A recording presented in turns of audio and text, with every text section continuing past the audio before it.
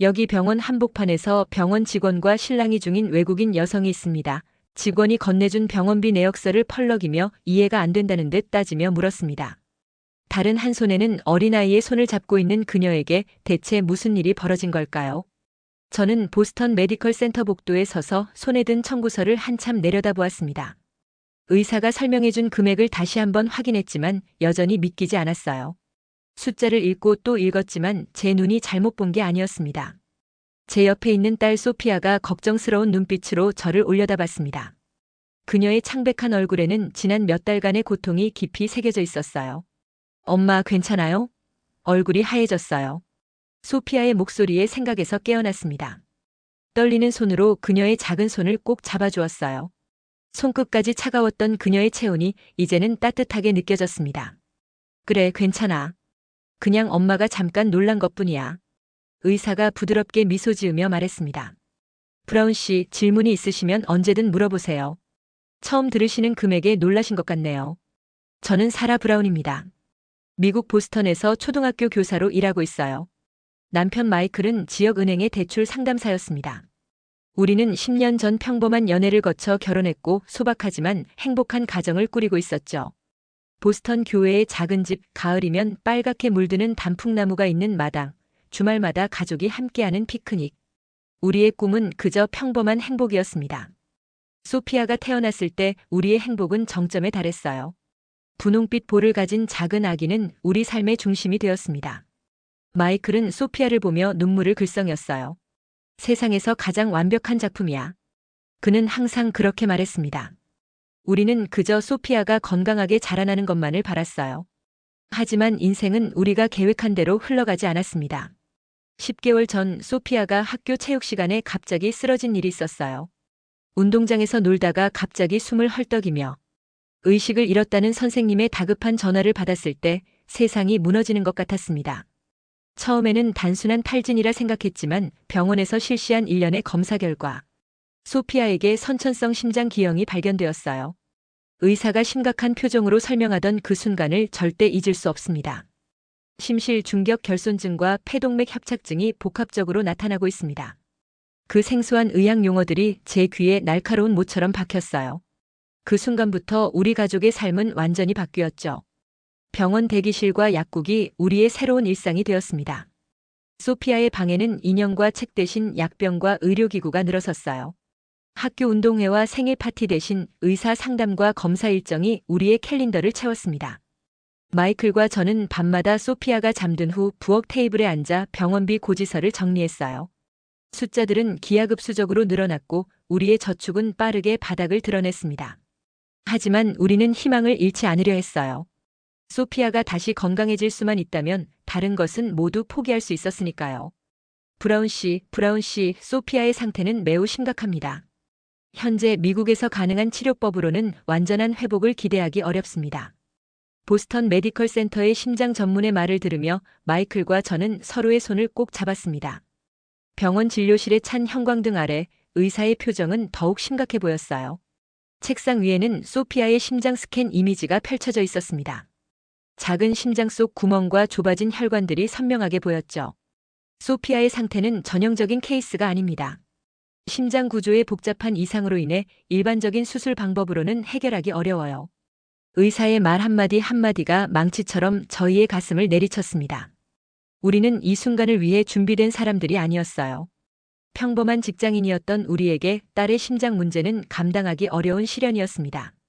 의학 용어들이 머리 위로 날아다녔고 성공률과 위험성에 대한 설명은 마치 외계어처럼 들렸어요. 그날 밤 소피아의 병실에서 마이클과 저는 밤을 새웠어요. 소피아는 잠든 채 산소 마스크를 쓰고 있었죠. 작은 가슴이 오르내릴 때마다 모니터의 B- 소리가 방 안을 채웠습니다. 창밖으로 어둠이 깔린 병원 주차장을 바라보며 마이클이 한숨을 내쉬었습니다. 우리가 할 수 있는 일은 반드시 있을 거야. 어떻게든 소피아를 살릴 방법을 찾을 거야. 그의 목소리는 단호했지만 눈에는 불안과 두려움이 가득했어요. 우리는 그날 밤 처음으로 만약에라는 이야기를 나눴습니다. 만약에 소피아가 더 악화된다면, 만약에 치료법을 찾지 못한다면, 만약에. 그 대화는 너무나 고통스러워 중간에 그만둘 수밖에 없었어요. 다음 날부터 우리는 모든 가능성을 탐색했습니다. 클리블랜드 클리닉 메이오, 클리닉 존스 홉킨스. 미국 최고의 병원들을 찾아다녔죠. 비행기를 타고 차를 렌트하고 호텔에서 잠을 청하며 전국을 누볐습니다. 하지만 모든 의사들의 대답은 비슷했습니다. 실험적인 수술이 가능하지만 성공률은 30% 미만입니다. 그리고 비용은 보험이 적용되지 않아 약 500만 달러가 필요합니다. 500만 달러. 그 숫자를 처음 들었을 때 제 귀를 의심했습니다. 학교 교사와 은행 직원의 월급으로는 평생을 일해도 모을 수 없는 금액이었어요. 마이클은 멍한 표정으로 창밖을 바라보다가 갑자기 결연한 목소리로 말했습니다. 어떻게든 마련할게. 소피아를 위해서라면 무슨 일이든 할 거야. 그날부터 마이클의 삶은 완전히 바뀌었습니다. 그는 밤낮으로 일했고 주말에는 추가로 택시 운전까지 시작했어요. 아침 7시에 은행에 출근해서 저녁 6시까지 일하고 그 후 자정까지 택시를 운전했죠. 일요일에도 쉬지 않고 24시간 내내 택시 핸들을 잡았습니다. 저도 방과 후 프로그램과 여름 학교 교사로 추가 근무를 시작했어요. 수업이 끝나면 곧바로 다른 학교로 달려가 저녁 수업을 진행했고 주말에는 개인 과외를 했습니다. 그렇게 번 돈으로도 턱없이 부족했어요. 우리는 집에 두 번째 모기지를 설정하고 모든 저축을 빼내고 심지어 퇴직연금까지 해약했습니다. 소피아를 살리는 것 외에는 아무것도 중요하지 않았으니까요. 차례로 가구들을 팔았고 필요 없는 옷과 물건들을 정리했어요. 마이클은 자신의 골프 클럽을, 저는 결혼 반지까지 팔았습니다. 그런데도 모인 돈은 필요한 금액의 일부에 불과했어요. 마이클은 점점 더 야위어갔고 눈 밑의 다크서클은 지워지지 않았습니다. 그는 거의 집에 들어오지 못했어요. 가끔 아침 일찍 들어와 샤워를 하고 옷을 갈아입는 것이 전부였죠. 엄마 아빠는 왜 매일 늦게 와요? 어느 날 소피아가 물었습니다. 그 질문이 제 가슴을 찢었어요. 마이클은 소피아가 깨어있을 때 집에 거의 없었거든요. 소피아는 아빠의 빈자리를 느끼며 자라고 있었습니다. 아빠는 너를 위해 열심히 일하고 있어, 사랑해. 곧 더 자주 볼 수 있을 거야. 그 말이 얼마나 공허하게 들렸을까요? 소피아의 눈에는 슬픔이 가득했지만 그녀는 억지로 미소를 지었습니다. 10살 아이가 어른의 아픔을 이해하는 듯 했어요. 소피아의 상태는 점점 악화되었습니다. 숨쉬기가 더 힘들어졌고 며칠에 한 번씩 응급실을 찾아야 했어요. 의사들은 더 강한 약을 처방했지만 그것도 임시 방편일 뿐이었습니다. 우리는 시간과의 싸움을 하고 있었어요. 마이클의 건강이 악화되기 시작한 것은 그 즈음이었습니다. 과로와 스트레스로 그의 얼굴은 점점 창백해졌고 가끔 가슴 통증을 호소하기도 했어요. 처음에는 단순한 피로라고 생각했지만 통증이 점점 심해지는 것을 보니 분명 문제가 있었습니다. 마이클, 제발 병원에 가봐. 내 상태가 좋지 않아. 어느 날 아침 그가 가슴을 움켜쥐며 숨을 헐떡이는 것을 보고 간절히 부탁했습니다. 하지만 그는 병원에 가길 거부했어요. 내가 아플 시간이 없어. 소피아의 치료비를 모아야 해. 마이클은 항상 그렇게 말했어요. 그의 얼굴은 점점 더 헬쑥해졌고 걸음걸이도 불안정해졌습니다. 하지만 그는 멈추지 않았어요. 쉬는 날 없이 잠자는 시간을 줄여가며 일했습니다. 그러던 어느 날 응급실 의사 중 한 명이 조심스럽게 제안했습니다. 브라운 씨, 다른 대안을 찾아보는 게 어떨까요? 미국 밖에도 훌륭한 의료기관들이 있습니다. 그 말에 처음으로 해외 치료를 고려하기 시작했어요. 인터넷으로 정보를 검색하고 다른 환자 가족들의 경험담을 읽었습니다. 마이클과 저는 밤을 새워가며 연구했어요. 결국 유럽이 첫 선택이었습니다. 영국, 독일, 스위스. 서구 의학의 선진국들이죠. 소피아가 다 나으면 가족 여행으로 유럽을 둘러볼 수 있을 거야. 마이클이 희망을 품고 말했습니다. 그의 목소리에는 오랜만에 설렘이 묻어 있었어요. 우리는 마지막 희망을 걸고 유럽행을 결정했습니다. 마이클은 은행에 무급휴직을 신청했고 저는 학교의 가족 응급 상황으로 휴가를 요청했어요. 남은 모든 자산을 정리하고 친척들에게 빌리고 심지어 크라우드 펀딩까지 시도했습니다. 간신히 비행기 표와 초기 치료비를 마련할 수 있었어요. 출발 전날 밤 소피아는 여행 가방을 들여다보며 설레는 표정을 지었습니다. 엄마, 유럽에 가면 아이펠탑도 볼 수 있어요? 그 순수한 질문에 마음이 아팠습니다. 우리가 가는 이유는 관광이 아니라 생존이었으니까요. 하지만 소피아의 기대에 찬 눈빛을 보니 희망적인 대답을 해주고 싶었어요. 물론이지, 사랑해. 내가 더 건강해지면 함께 아이펠탑에 올라볼 거야. 비행기 안에서 소피아는 창밖을 내다보며 물었습니다. 우리 곧 집에 돌아갈 수 있을까요? 그 순간 마이클과 제 눈이 마주쳤습니다. 둘 다 눈물을 참고 있었어요. 그럼에도 마이클은 밝게 웃으며 대답했습니다. 물론이지, 공주님. 더 건강해져서 돌아갈 거야. 약속할게. 유럽에서의 6개월은 병원과 호텔을 오가는 지루한 일상이었습니다. 런던에서 시작해 파리, 베를린, 마지막으로 스위스까지. 매번 새로운 희망을 품었지만 결과는 항상 같았어요. 런던 왕립병원의 심장 전문의는 소피아의 상태를 보고 난감한 표정을 지었습니다. 브라운 씨, 솔직히 말씀드리자면 이런 케이스는 매우 희귀합니다. 수술이 가능하긴 하지만 위험이 큽니다. 파리의 병원에서는 실험적인 약물 치료를 제안받았습니다. 2달 동안 소피아는 매일 아침 3가지 약을 복용했고 일주일에 2번 병원에서 주사를 맞았어요. 처음에는 효과가 있는 듯 했지만 곧 부작용이 나타났습니다. 엄마, 오늘은 공원에 갈 수 있을까요? 어느 날 아침 소피아가 물었습니다. 그 질문이 얼마나 제 가슴을 뭉클하게 했는지 모릅니다. 오랜만에 밖에 나가고 싶어하는 소피아를 보니 치료가 효과가 있는 것 같아 기뻤어요. 루브르 박물관 근처 작은 공원에서 소피아는 다른 아이들을 구경했습니다. 직접 뛰어놀지는 못했지만 그냥 그곳에 있는 것만으로도 행복해 보였죠. 하지만 그 행복은 오래가지 않았어요. 귀가 후 소피아는 갑자기 호흡 곤란을 호소했습니다. 응급실로 달려갔죠. 의사들은 약물 부작용이라고 진단했고 치료를 중단해야 한다고 했습니다. 다시 원점으로 돌아간 거였어요. 베를린에서는 새로운 수술 기법을 시도해 볼 수 있다고 했지만 비용이 너무 비쌌고 성공률도 높지 않았습니다.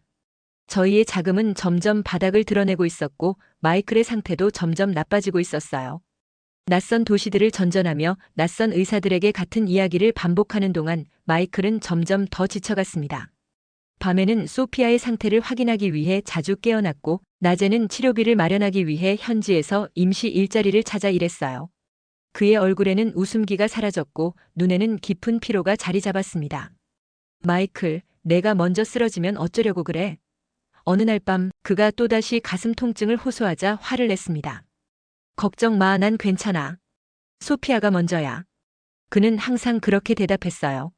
그러나 마이클의 상태는 눈에 띄게 악화되었습니다. 그는 계단을 오를 때마다 숨이 차고 밤에는 심한 기침으로 잠을 이루지 못했어요. 한 번은 갑자기 의식을 잃고 쓰러지기도 했습니다. 그제서야 그는 병원에 가기로 동의했지만 검사 결과를 기다리는 도중에도 계속해서 소피아의 치료에 대해서만 걱정했어요. 스위스에 도착했을 때 마이클의 상태도 소피아만큼이나 나빠져 있었습니다. 그는 자주 숨을 헐떡이고 밤에는 가슴 통증으로 잠을 이루지 못했어요. 의사는 마이클에게 긴급한 검사가 필요하다고 권했지만 그는 여전히 자신의 건강보다 소피아를 우선시했습니다. 먼저 소피아부터 봐주세요. 제 일은 나중에 해도 됩니다. 제네바 대학병원의 심장 전문의들은 소피아의 상태를 보고 심각한 표정을 지었습니다. 최첨단 장비로 여러 검사를 진행한 후 의사는 우리를 상담실로 불렀어요. 브라운 부부, 솔직히 말씀드리자면 우리가 할 수 있는 일이 많지 않습니다. 그 말을 듣는 순간 마이클의 얼굴이 하얗게 변했습니다. 그는 책상을 꽉 움켜쥐었고 저는 그의 팔을 부축했어요. 의사는 계속해서 전문 용어들을 나열했지만 우리의 귀에는 들어오지 않았습니다. 다만 성공 가능성 낮음, 위험 요소 높음과 같은 단어들만 선명하게 들렸어요. 그날 밤 소피아가 잠든 후 마이클과 저는 호텔 발코니에서 조용히 대화를 나눴습니다. 유럽의 별이 빛나는 하늘 아래 우리의 저축은 바닥나고 있었고 시간은 점점 더 촉박해지고 있었어요. 사라, 이제 어떻게 해야 할까? 마이클의 목소리에는 깊은 절망이 묻어 있었습니다. 그의 눈에서는 눈물이 흘러내렸어요. 처음으로 그가 포기하려는 듯한 모습을 보았습니다. 우리가 할 수 있는 건 다 해봤는데. 갑자기 그가 가슴을 움켜쥐고 의자에 쓰러졌어요. 그의 얼굴이 고통으로 일그러졌고 숨을 제대로 쉬지 못했습니다. 마이클. 저는 비명을 질렀고 곧바로 호텔 직원을 불러 응급실로 달려갔습니다. 응급실에서의 시간은 영원처럼 느껴졌습니다. 의사들은 마이클을 중환자실로 옮겼고 저는 차가운 대기실 의자에 앉아 떨리는 손으로 기도했어요. 소피아는 호텔방에서 호텔 직원이 돌봐주고 있었습니다. 몇 시간 후 의사가 저를 찾아왔어요. 그의 표정만 봐도 좋은 소식이 아니란 걸 알 수 있었습니다. 브라운 씨, 남편분의 상태가 매우 심각합니다. 심장 발작이 있었고 추가 검사 결과 선천성 심장 질환이 발견되었습니다. 그 말을 듣는 순간 제 다리에 힘이 빠졌습니다. 의자에 털썩 주저앉았어요. 선천성 심장 질환이라고요? 그게 소피아의 것과 같은 건가요? 의사는 고개를 끄덕였습니다. 네, 매우 유사한 유형입니다. 이런 질환은 종종 유전적인 경향을 보입니다. 남편분이 증상을 숨기고 있었던 것 같네요. 의사의 진단은 충격적이었어요. 마이클은 심각한 심장 문제를 가지고 있었고 오랜 과로와 스트레스로 상태가 악화된 것이었습니다. 더 충격적인 것은 그의 심장 질환이 소피아의 것과 유사한 유전성 질환이라는 사실이었어요. 그동안 어떤 증상이 있었나요? 의사가 물었습니다. 가끔 가슴 통증을 호소했어요. 숨이 차고 밤에 잠을 못 이루기도 했고요. 하지만 그는 항상 괜찮다고 했어요. 딸의 치료에 집중하느라. 제 목소리가 떨렸습니다. 마이클은 일주일간 중환자실에 머물렀고 겨우 상태가 안정되었어요. 그가 의식을 되찾았을 때 제 손을 꼭 잡으며 첫 마디는 소피아는 어때? 였습니다. 소피아는 괜찮아. 지금은 너만 생각해. 눈물을 참으며 대답했습니다. 마이클은 약한 미소를 지었어요. 미안해, 내가 이렇게 될 줄 몰랐어. 하지만 걱정 마, 곧 나아질 거야. 그리고 소피아도 치료할 방법을 찾을 거야. 하지만 의사들은 마이클 역시 심장 수술이 필요하다고 말했습니다.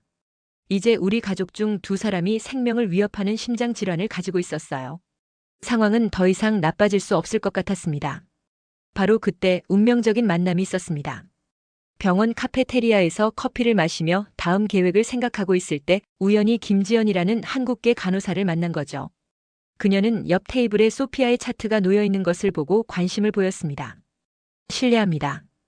혹시 이 환자의 보호자이신가요? 처음에는 그저 친절한 질문이라고 생각했습니다. 하지만 김지연은 진지했어요. 제가 서울대병원에서 근무했을 때 이와 비슷한 케이스를 성공적으로 치료한 사례가 있었어요. 나노로봇 심장 수술이라는 새로운 기술을 사용했죠. 나노로봇. 그 단어가 생소했지만 어떤 희망이든 붙잡고 싶었어요. 김지연에게 더 많은 정보를 물었습니다. 어떤 수술인가요? 성공률은 어떻게 되나요? 김지연은 태블릿을 꺼내 몇 장의 의학 논문과 수술 성공 사례들을 보여주었습니다. 이 기술은 혈관을 통해 초소형 로봇을 심장까지 전달해 손상된 부위를 정확하게 수리하는 방식이에요.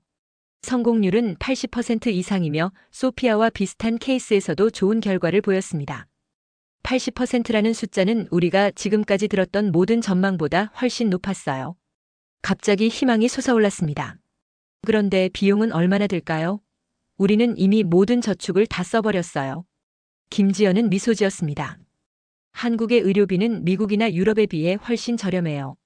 게다가 국제 환자를 위한 특별 프로그램도 있고요. 처음에는 회의적이었습니다.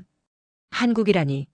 우리에게 한국은 그저 멀고 낯선 아시아 국가일 뿐이었으니까요. 방송에서 본 한국 드라마나 케이팝 외에는 아는 것이 거의 없었습니다. 의료기술이 발달했다는 사실도 전혀 몰랐어요. 그곳이 정말 소피아를 도울 수 있을까요? 의심스러운 눈빛으로 물었습니다. 김지연은 확신에 찬 목소리로 대답했어요. 네, 확실합니다. 서울대병원은 아시아 최고의 의료기관 중 하나예요. 특히 심장로봇센터는 세계적으로도 인정받고 있습니다. 마이클과 상의한 후 한국행을 결정했습니다. 마이클의 상태는 여행이 불가능할 정도로 약했기 때문에 그는 스위스에 남고 저와 소피아만 먼저 한국으로 가기로 했어요. 힘겨운 결정이었지만 소피아의 상태가 급했기 때문에 어쩔 수 없었습니다. 너희 먼저 가. 내가 조금 나아지면 따라갈게. 마이클은 병실 침대에서 약한 미소를 지으며 말했습니다. 소피아를 꼭 살려줘. 병원 침대에서 그와 이별하는 순간 가슴이 찢어지는 듯 했어요. 마이클은 창백했지만 용기를 잃지 않으려 애쓰고 있었습니다. 소피아는 아빠를 꼭 끌어안으며 속삭였어요. 아빠, 빨리 나아요. 마이클의 눈에 눈물이 고였습니다. 그래, 우리 공주님. 아빠는 항상 내 곁에 있을 거야. 그렇게 소피아와 저는 한국으로 향했습니다. 비행기 안에서 소피아는 조용히 물었습니다. 엄마, 아빠는 정말 따라올 수 있을까요? 그 질문에 대답하기가 너무 어려웠어요. 마이클의 상태가 얼마나 심각한지 알고 있었으니까요. 하지만 소피아에게 희망을 주기 위해 미소 지었습니다. 물론이지. 아빠가 조금 나아지면 우리를 따라올 거야. 14시간의 긴 비행 끝에 마침내 인천국제공항에 도착했습니다. 공항에 첫 발을 딛는 순간 예상했던 것과는 완전히 다른 풍경이 펼쳐졌어요. 깨끗하고 현대적인 건물, 효율적으로 움직이는 사람들, 첨단 기술이 곳곳에 적용된 시설들. 공항 곳곳에 설치된 자동화 시스템과 친절한 직원들이 인상적이었습니다. 엄마, 여기 공항이 우리 영화관보다 더 멋져요. 소피아가 휠체어에 앉아 주변을 둘러보며 감탄했습니다. 김지연이 소개해준 의료 코디네이터 박민지 씨가 공항에서 우리를 맞이했습니다. 그녀는 유창한 영어로 인사하며 우리의 짐을 도와주었어요. 브라운 씨, 소피아, 한국에 오신 것을 환영합니다. 제가 여러분의 한국 체류 동안 모든 것을 도와드릴게요. 박민지 씨는 우리를 환자 가족을 위한 특별 호텔로 안내했습니다. 병원 근처에 위치한 그 호텔은 의료 관광객들을 위해 특별히 설계된 곳이었어요. 방 안에는 놀랍게도 소피아가 좋아하는 과자와 음료가 준비되어 있었습니다. 어떻게 알았지? 놀라서 물었습니다. 김지연 씨가 소피아의 취향에 대해 얘기해 주셨어요. 작은 것이지만 소피아가 편안하게 느끼길 바랐습니다. 박민지 씨가 미소 지으며 대답했어요. 그 작은 배려가 얼마나 감동적이었는지 모릅니다. 낯선 나라에서 누군가 우리를 생각해 주는 것 같은 느낌이었어요. 다음 날 아침 박민지 씨는 우리를 서울 대병원 심장로봇센터로 안내했습니다. 병원에 도착하자 또 다른 놀라움이 기다리고 있었어요. 현대적인 건물, 깨끗한 로비, 효율적으로 움직이는 의료진들. 마치 미래의 병원 같았습니다. 로비에서 잠시 기다리는 동안 스위스에 있는 마이클에게 메시지를 보냈습니다. 무사히 도착했어. 병원이 믿을 수 없이 깨끗하고 현대적이야. 이곳이 소피아를 도울 수 있을 것 같아. 마이클의 답장이 곧 왔습니다. 정말 다행이구나. 기대하고 있을게. 나도 조금씩 나아지고 있어. 소피아에게 아빠가 사랑한다고 전해줘. 그 메시지를 보니 눈물이 났습니다. 마이클이 이곳에 함께 있었으면 얼마나 좋았을까 하는 생각이 들었어요. 브라운 씨, 소피아 환영합니다. 박지성입니다. 우리를 맞이한 의사는 예상과 달리 매우 젊어 보였습니다. 40대 초반으로 보이는 그는 유창한 영어로 인사했어요. 감사합니다, 박 교수님. 만나서 반갑습니다. 힘없이 악수를 건넸습니다. 박지성 교수는 소피아에게 친절하게 다가갔습니다. 그는 무릎을 굽혀 소피아의 눈높이에 맞추었어요. 안녕, 소피아. 나는 박지성 의사야. 너를 도와줄 거야. 무서운 거 있니? 소피아는 수줍게 고개를 끄덕였습니다. 네, 조금요. 수술이 아플까봐 걱정돼요. 박 교수는 따뜻하게 미소 지었습니다. 걱정 마. 우리가 쓰는 방법은 거의 아프지 않아. 작은 로봇들이 내 심장을 고치러 들어갈 거야. 마치 작은 우주선이 너의 몸 안에서 탐험하는 것 같아. 그 비유에 소피아의 눈이 커졌습니다. 정말요? 그럼 제 몸 안에 우주선이 들어가는 거예요? 그렇지, 아주 작은 우주선이지. 그러니까 너무 무서워하지 마. 박 교수의 친절한 접근법은 소피아를 편안하게 만들었습니다. 의사가 어린 환자와 이렇게 자연스럽게 소통하는 모습이 인상적이었어요. 3시간의 검사 끝에 우리는 박지성 교수의 진료실로 안내되었습니다. 그는 큰 스크린에 소피아의 심장 3D 모델을 띄웠어요. 모델은 색상과 움직임까지 정교하게 구현되어 있었습니다. 브라운 씨, 소피아의 심장 상태를 세밀하게 분석해 봤습니다. 확실히 복잡한 케이스지만 제 심장이 쿵 내려앉는 기분이었습니다. 숨을 죽이고 그의 다음 말을 기다렸지만 또 다른 실망의 말이 이어질까 두려웠어요. 우리의 나노로봇 심장 수술로 치료가 가능합니다. 그 말에 눈물이 왈칵 쏟아졌습니다. 마이클이 여기까지 오지 못한 것이 너무 비통했어요. 그가 이 희망적인 소식을 함께 들었다면 얼마나 기뻐했을까요? 정말인가요? 성공률은요? 떨리는 목소리로 물었습니다. 우리 센터의 유사 케이스 성공률은 87%입니다. 소피아의 특수한 상황을 고려해도 80% 이상은 기대할 수 있어요. 80%. 미국과 유럽에서 들었던 30%보다 훨씬 높은 수치였습니다. 소피아를 바라보니 그녀의 눈에도 희망의 빛이 어렸어요. 그런데 박 교수는 잠시 망설이더니 말을 이어갔습니다. 소피아의 심장 상태는 유전적 요인이 강하게 작용한 것으로 보입니다. 혹시 가족력이 있으신가요? 숨을 깊게 들이마시고 대답했습니다. 네, 남편이 같은 심장 질환을 갖고 있어요. 지금 스위스 병원에 입원 중입니다. 박 교수의 눈빛이 변했습니다. 그렇군요. 만약 남편분도 같은 치료가 필요하다면 저희가 도울 수 있을 겁니다. 두 분 다 치료받으시는 게 어떨까요? 그 제안에 가슴이 떨렸습니다. 마이클도 이곳에서 치료받을 수 있다니. 하지만 그의 건강 상태가 여행을 감당할 수 있을지 의문이었어요. 남편의 상태가 매우 약해서요. 장거리 비행이 가능할지 모르겠습니다. 박 교수는 고개를 끄덕였습니다. 이해합니다. 우선 소피아의 수술을 진행하고 그 후에 남편분의 상황을 논의해 보시죠. 수술 준비 기간 동안 매일이 새로운 발견의 연속이었습니다. 가장 인상적이었던 것은 디지털 트윈 기술이었습니다. 박지성 교수팀은 소피아의 심장을 완벽하게 복제한 디지털 모델을 만들었어요. 이 모델은 소피아의 심장 활동을 실시간으로 시뮬레이션하며 수술 전 모든 가능한 시나리오를 테스트할 수 있었습니다. 이건 정말 놀라워요. 컴퓨터 화면 앞에서 감탄했습니다. 미국에서는 본 적 없는 기술이에요. 박 교수는 미소 지었습니다. 우리는 이 기술에 특별히 투자해왔어요. 수술 전 시뮬레이션이 성공률을 크게 높인다는 사실을 알았기 때문이죠. 화면에서는 소피아의 심장이 실시간으로 박동하고 있었고 문제가 있는 부분은 빨간색으로 표시되어 있었습니다. 박 교수는 나노로봇이 어떤 경로로 접근하고 어떻게 수리할 것인지 상세히 보여주었어요. 이 나노로봇들은 혈관을 통해 심장까지 이동합니다. 그곳에서 손상된 조직을 정확하게 수리하고 비정상적인 구조를 교정해요. 기존의 수술처럼 가슴을 열지 않기 때문에 회복이 훨씬 빠르고 위험도 적습니다. 그날 저녁 소피아가 잠든 후 스위스에 있는 마이클에게 전화했습니다. 그의 목소리는 약했지만 소피아의 치료 가능성에 대한 소식을 듣고 기뻐했어요. 정말 다행이다. 소피아가 나아질 수 있다니. 그의 목소리가 떨렸습니다. 여보, 당신도 여기서 치료받을 수 있을지 모르겠어. 박 교수님이 말하길. 마이클은 약하게 웃었습니다. 지금은 소피아에 집중하자. 내 걱정은 나중에 해도 돼. 통화가 끝난 후 창밖으로 서울의 밤 풍경을 바라보며 생각에 잠겼습니다.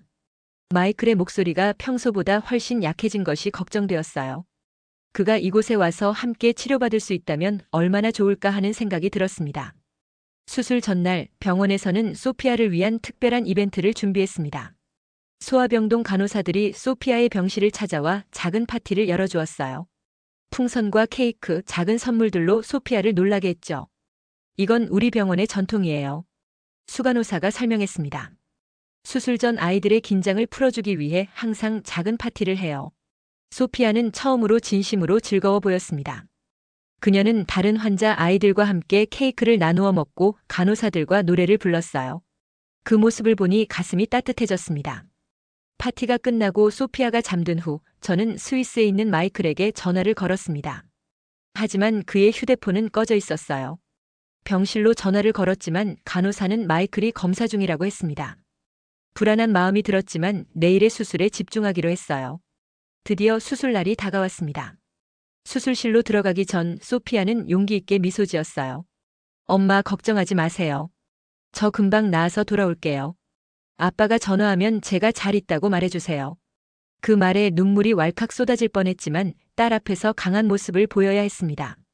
소피아의 두 손을 꼭 잡고 응원했어요. 우리 공주님, 곧 만나자.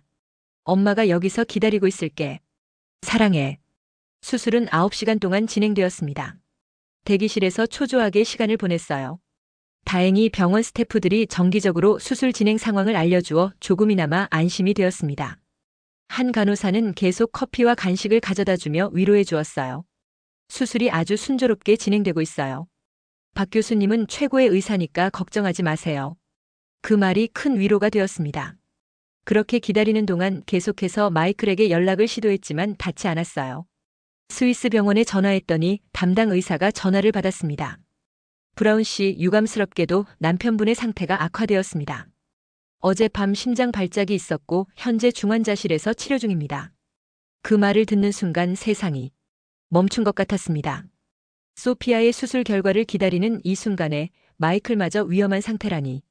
눈물이 쏟아졌지만 소피아를 위해 강한 척 해야 했어요. 마침내 박지성 교수가 수술실에서 나왔습니다.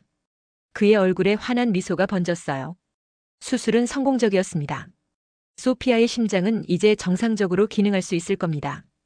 그 순간 기쁨과 슬픔이 동시에 밀려왔습니다. 소피아는 살았지만 마이클은 위험한 상태였으니까요. 제 표정을 읽은 박 교수가 물었습니다. 무슨 일 있으신가요? 기뻐 보이지 않으세요? 떨리는 목소리로 마이클의 상황을 설명했습니다. 박 교수는 진지하게 들었다가 결연한 표정을 지었어요. 브라운 씨, 남편분을 여기로 이송할 방법을 찾아봅시다. 응급 의료 이송이 가능할 거예요. 제가 스위스 병원과 연락해 볼게요. 그의 제안은 새로운 희망을 주었습니다. 하지만 그 비용이 얼마나 될지 걱정되었어요. 그런데 비용이 박 교수는 손을 들어 저를 멈추게 했습니다. 지금은 그런 걱정은 접어두세요. 우선 남편분의 생명이 중요합니다. 비용 문제는 나중에 해결할 수 있어요. 그 순간 박 교수가 단순한 의사가 아닌 인간적인 따뜻함을 가진 사람으로 느껴졌습니다. 그의 진심 어린 걱정과 도움의 손길이 얼마나 감사했는지 모릅니다. 소피아의 회복은 놀라울 정도로 빨랐습니다. 수술 후 단 3일 만에 병실을 걸어 다니기 시작했고 일주일 후에는 병원 정원에서 가볍게 뛰어놀 수도 있었어요. 의료진들은 모두 소피아의 회복 속도에 놀랐습니다. 이런 빠른 회복은 우리 센터에서도 보기 드문 케이스입니다.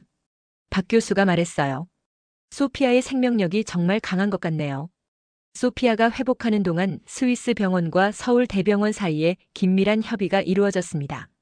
마이클의 상태가 안정되자 응급 의료 이송이 준비되었어요. 항공 구급차를 이용한 이송 비용은 엄청났지만 박 교수의 도움으로 병원 국제환자 기금에서 일부 지원을 받을 수 있었습니다. 마이클이 서울에 도착했을 때 그의 모습은 충격적이었습니다. 한 달 전 스위스에서 헤어질 때보다 훨씬 더 야위고 창백해 보였어요. 하지만 그의 눈에는 여전히 강한 의지가 빛나고 있었습니다. 소피아는 어때? 병상에 누워 약한 목소리로 물었습니다. 정말 잘 지내. 회복이 너무 빨라서 의사들도 놀랐어. 그의 손을 꼭 잡으며 대답했습니다. 소피아가 아빠를 만났을 때의 그 순간을 절대 잊을 수 없을 거예요. 그녀는 조심스럽게 아빠에게 다가가 손을 잡았습니다. 아빠, 제 심장은 이제 괜찮아요. 박사님이 고쳐주셨어요. 이제 아빠 차례예요. 그 말에 마이클의 눈에서 눈물이 흘러내렸습니다. 그래, 아빠도 곧 나아질 거야. 마이클의 수술도 소피아와 마찬가지로 성공적이었습니다. 같은 나노로봇 기술을 사용한 심장 수술이 9시간 동안 진행되었고 그 결과는 기대 이상이었어요. 마이클의 회복은 소피아보다 조금 더 느렸지만 그래도 예상보다 훨씬 빨랐습니다. 퇴원날 저는 청구서를 받기 위해 원무과를 찾았습니다. 눈앞에 놓인 금액을 보고 제 눈을 의심했어요. 소피아와 마이클의 수술비, 입원비, 검사비 모두 합쳐도 미국에서 견적을 받았던 금액의 110에 불과했습니다. 이게 전부인가요? 믿을 수 없어 물었습니다. 원무과 직원은 친절하게 미소 지으며 대답했어요. 네, 이게 전부입니다. 국제 환자 지원 프로그램 덕분에 일부 비용이 감면되었고 항공 이송 비용도 일부 지원받으셨습니다. 그날 저녁 호텔로 돌아와 세 가족이 함께 저녁 식사를 했습니다. 마이클과 소피아 모두 수술 흉터 하나 없이 건강을 되찾고 있었어요. 식탁에 둘러앉아 처음으로 마음 편히 웃을 수 있었습니다. 아빠, 우리 이제 건강해졌어요. 집에 언제 돌아가요? 소피아가 물었습니다. 마이클과 저는 서로를 바라보았습니다. 사실 우리는 이미 다른 계획을 생각하고 있었어요. 소피아, 사실 엄마와 아빠는 조금 더 한국에 머물까 생각하고 있어. 마이클이 조심스럽게 말했습니다. 우리가 완전히 건강해질 때까지 그리고 정기 검진을 위해서도 좋을 것 같아서. 소피아의 눈이 커졌습니다. 정말요? 그럼 저 여기 학교도 다닐 수 있어요? 그 반응이 의외였습니다. 소피아가 한국에 더 머무는 것을 좋아할 거라고 예상하지 못했거든요. 그럴 수도 있겠네. 국제학교가 있다고 들었어. 거기서 영어로 수업을 들을 수 있을 거야. 제가 대답했습니다. 야호! 소피아가 기뻐하며 소리쳤습니다. 저 이미 한국어도 조금 배웠어요. 간호사 언니가 가르쳐줬어요. 안녕하세요. 감사합니다. 이렇게요. 그녀의 열정에 우리도 웃음이 나왔습니다. 그동안 병원에서 지내는 동안 소피아는 간호사들과 친해졌고 한국 문화에 흥미를 느끼기 시작했나 봐요. 다음 날 박지성 교수와의 상담에서 그는 뜻밖의 제안을 했습니다. 브라운 씨, 제가 병원 이사회와 상담해 봤는데요. 우리 병원에서 마이클 씨에게 일자리를 제안하고 싶습니다. 놀라서 말문이 막혔습니다. 일자리라고요? 네, 우리 병원은 국제 환자 서비스를 확장하고 있어요. 마이클 씨는 은행 업무와 특히 대출 상담 경험이 있으시니 외국인 환자들의 재정 상담을 맡아주시면 좋을 것 같습니다. 영어 사용자가 많이 필요한 상황이고요. 마이클의 눈이 반짝였습니다. 정말 그런 자리가 있나요? 물론이죠. 그리고 사라 씨도 영어 교사로 일할 기회가 많을 겁니다. 서울에는 영어 교육에 대한 수요가 매우 높아요. 그날 저녁 우리는 진지하게 한국에서의 삶에 대해 이야기를 나눴습니다. 미국에 돌아가면 집과 직장이 기다리고 있었지만 새로운 시작을 할 수도 있었어요. 어떻게 생각해? 마이클이 물었습니다. 솔직히 말하면 한국에서 새 출발을 하는 게 좋을 것 같아. 우리 모두에게. 제가 대답했어요. 미국에 돌아가면 치료비 빚더미에 앉게 될 거야. 그리고 여기서는 우리 셋 모두 정기적인 검진을 받을 수 있어. 마이클은 고개를 끄덕였습니다. 나도 그렇게 생각해. 게다가 직장도 있고 소피아도 적응을 잘하고 있잖아. 결정을 내리고 나니 마음이 한결 가벼워졌습니다. 미국에 있는 집을 팔고 나머지 빚을 청산하기로 했어요. 그리고 서울 외곽의 작은 아파트를 임대했습니다. 소피아는 서울의 국제학교에 등록했고 마이클은 병원에서 일을 시작했어요. 저는 영어 학원에서 가르치는 일자리를 얻었습니다. 처음에는 언어와 문화 차이로 어려움도 있었지만 점차 적응해 나갔어요. 6개월 후 소피아와 마이클의 정기 검진이 있었습니다. 검사 결과는 놀라웠어요. 두 사람 모두 심장이 완전히 정상 기능을 회복했고 어떤 약물 치료도 더 이상 필요하지 않았습니다. 브라운 가족, 이제 정말 건강해지셨네요. 박 교수가 기쁘게 말했어요. 물론 정기적인 검진은 계속 필요하지만 이제 완전히 정상적인 삶을 살 수 있어요. 그날 밤 우리 가족은 서울타워에 올라 도시의 야경을 바라보았습니다. 불빛으로 가득한 서울의 밤은 마치 별이 내려앉은 것 같았어요. 엄마, 아빠, 여기서 보는 별들도 보스턴에서 보던 것과 똑같아요. 소피아가 말했습니다. 마이클과 저는 서로를 바라보며 미소 지었습니다. 지구 어디에서든 같은 별을 볼 수 있듯이 우리의 사랑과 희망도 어디서나 변함없이 빛나고 있었어요. 한국에서의 새 출발은 우리 가족에게 두 번째 삶을 선물해 주었습니다. 그래, 소피아. 같은 별이지만 우리는 이제 그 별들을 다른 시각으로 바라볼 수 있게 되었어. 마이클이 딸의 머리를 쓰다듬으며 말했습니다. 1년 후 우리는 완전히 서울 생활에 적응했습니다. 소피아는 한국어를 유창하게 구사하게 되었고 학교에서도 많은 친구를 사귀었어요. 마이클은 병원에서 승진하여 국제 환자 서비스 팀장이 되었고 저는 영어 교사로서의 경력을 쌓아가고 있었습니다. 소피아의 수술 1주년을 맞아 우리는 박지성 교수와 의료팀을 저녁 식사에 초대했습니다. 소피아는 직접 준비한 감사 카드를 박 교수에게 건넸어요. 박 선생님, 저의 심장을 고쳐주셔서 감사합니다. 아빠 심장도 고쳐주셔서 감사합니다. 우리 가족에게 새 생명을 주셨어요. 박 교수의 눈시울이 붉어졌습니다. 소피아, 내가 건강하게 자라는 모습을 보니 나도 정말 행복하구나. 식사를 마친 후 마이클은 잠시 침묵했다가 감동적인 이야기를 꺼냈습니다. 박 교수님, 우리 가족은 정말 한국에 빚을 졌습니다. 아내와 저는 고민 끝에 결정한 것이 있어요. 우리가 모아온 돈으로 소피아와 같은 심장병을 가진 아이들을 위한 기금을 마련하려고 합니다. 소피아의 심장이라는 이름으로요. 박 교수의 눈이 빛났습니다. 정말 훌륭한 생각입니다. 우리 병원도 그 기금에 동참하겠습니다. 그렇게 소피아의 심장 기금이 설립되었고 우리의 경험을 통해 더 많은 아이들이 치료받을 수 있는 길이 열렸습니다. 우리의 고통과 시련이 결국 다른 이들에게 희망이 되는 순간이었어요. 때로는 인생의 가장 어두운 순간이 가장 밝은 빛을 발견하는 기회가 되기도 합니다. 우리 가족은 죽음의 문턱에서 삶의 새로운 의미를 찾았고 낯선 나라에서 제2의 고향을 발견했습니다. 한국의 첨단 의료기술은 우리에게 단순한 치료 이상의 것을 선물해 주었어요. 그것은 바로 희망, 새 생명, 그리고 다시 시작할 수 있는 용기였습니다. 소피아는 이제 건강한 심장으로 매일 새로운 꿈을 꾸고 있습니다. 그녀의 꿈은 언젠가 박지성 교수처럼 위대한 의사가 되어 다른 아이들의 생명을 구하는 것이에요. 그리고 우리는 그녀의 꿈이 이루어질 것이라고 믿습니다. 오늘 영상이 어떠셨나요?